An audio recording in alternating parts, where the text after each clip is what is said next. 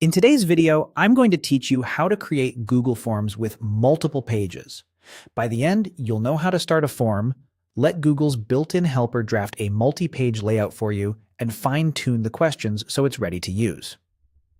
First, open Google Forms in your web browser. If you're not already signed into your Google account, you'll be prompted to do that before you can create anything.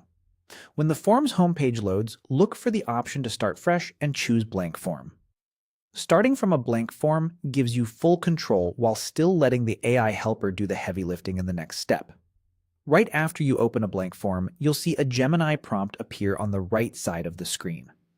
This is Google's Help Me Create a Form panel. It's designed to turn a simple sentence into a structured form, saving you time on setup. In the prompt box, type, "Make a simple form with multiple pages." Keep it short and clear.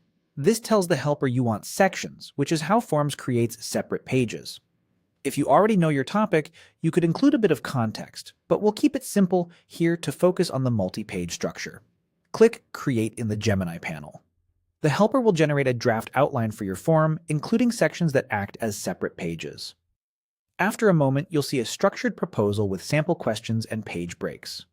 Review what it suggests, and when you're ready to bring it into the editor, click Create Form. That inserts the generated content directly into your form so you can adjust it. Now refine the form to match your needs. Each page is a section, so you'll see section headers with their own titles and descriptions. Click any section title to rename it and clarify what belongs on that page. For questions, click to edit the text and use the drop-down on the right to change the question type, like short answer, multiple choice, or checkboxes, so responses are captured the way you want. If a question is essential, toggle required so respondents can't skip it.